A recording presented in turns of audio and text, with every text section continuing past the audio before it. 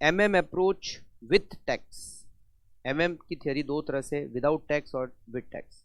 Without tax हम जो दे रखा है उसमें कहाँ कहाँ चेंज होगा अगर टैक्स हो तो। एमएम अप्रोच विथ टैक्स में आपको क्या करना है, आपको इनकम स्टेटमेंट बनाना है, मार्केट वैल्यू ऑफ फर्म और के ओ को कैसे कैलकुलेट करेंगे। यहां पर एक सिचुएशन होगी जो कि होगी अनलीवर्ड और एक सिचुएशन होगी जो होगी लीवर्ड। सबसे पहले आपको ईबीआईटी लिखना है।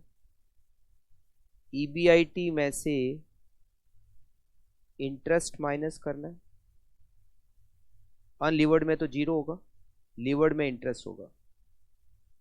आपको मिलेगा ईबीटी, अर्निंग बिफोर टैक्स। इसमें से आपको माइनस करना है टैक्स को, तो आपको मिलेगा डिविडेंड। ये आपको डिविडेंड मिल जाएगा। इस डिविडेंड में अब आपको डिवाइड करना है के ई, और ये आपको करना है अनलीवर्ड में। जहां अनलीवर्ड है वो के ई क्वेश्चन में दे रखी होती है। तो आपको मिलेगी market value of shares. Dividend में के ई का डिवाइड करोगे तो मार्केट वैल्यू ऑफ शेयर्स मिल जाएगी। इसमें आप डेप्ट जोड़ोगे तो मार्केट वैल्यू ऑफ फर्म मिल जाएगी। मार्केट वैल्यू ऑफ शेयर और मार्केट वैल्यू ऑफ डेप्ट, मतलब डेप्ट और मार्केट वैल्यू ऑफ शेयर जोड़ोगे तो मार्केट वैल्यू ऑफ फर्म मिल जाएगी। सबसे पहले किसके लिए करोगे, अनलीवर्ड में, फिर आप करोगे लीवर्ड में। लीवर्ड की मार्केट वैल्यू क्या होगी, market value of levered equals to market value of unlevered plus डेप्ट इंटू टी। टी का मतलब टैक्स रेट। तो जो मार्केट वैल्यू ऑफ अनलीवर्ड है वो यहां लिखना है, फिर जो डेप्ट है उसको टैक्स रेट से मल्टीप्लाई करोगे और ये जो वैल्यू आएगी ये होगी मार्केट वैल्यू ऑफ लीवर्ड।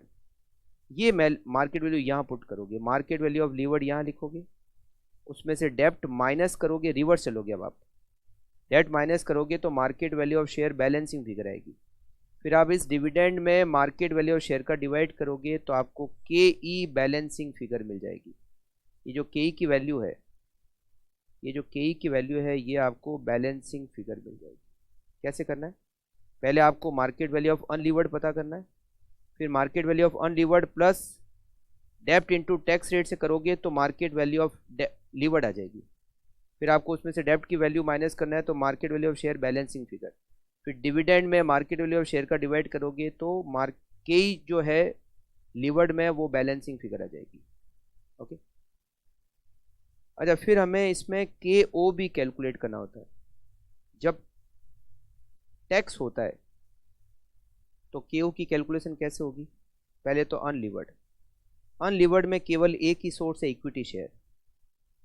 तो के ओ का मतलब के ई, जो के ई है वही के ओ है अनलीवर्ड में। मगर लीवर्ड में आपको के ओ की कैलकुलेशन करने के लिए टेबल बनानी पड़ेगी। Weighted average cost of capital जिस तरह से कैलकुलेट करते हैं कॉस्ट ऑफ कैपिटल के चैप्टर में, वैसे ही करना पड़ेगा आपको। यहाँ लिखना पड़ेगा सोर्स, अमाउंट, वेट, कॉस्ट और weighted average cost of capital. लीवर्ड में सोर्स में आएगा एक तो इक्विटी, दूसरा आएगा डेप्ट। इक्विटी और डेप्ट। अमाउंट कहाँ से लिखोगे, ये आप अभी आपने ऊपर जो वैल्यूएशन किया, ये डेप्ट जो है लीवर्ड में वो लिखोगे, डेप्ट की वैल्यू मतलब डेप्ट का अमाउंट, और शेयर की जो वैल्यू है वो शेयर का अमाउंट लिखोगे। तो शेयर का अमाउंट यहाँ लिखोगे, डेप्ट का अमाउंट यहाँ लिखोगे, टोटल आ जाएगा। फिर वेट निकालोगे। इक्विटी का वेट कैसे निकालोगे, ये जो इक्विटी का अमाउंट आता है इसमें टोटल अमाउंट का डिवाइड करोगे तो इक्विटी का वेट आ जाएगा।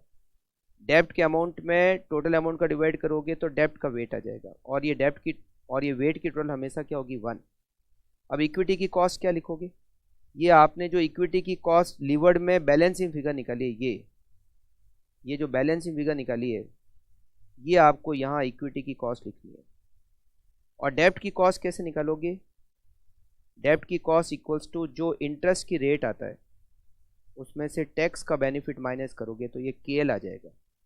फिर आपको W और ये जो W है और ये जो कॉस्ट है दोनों को मल्टीप्लाई करके WACC निकालना है, और इन दोनों की जो टोटल होगी वो KO होगी। It is KO, correct.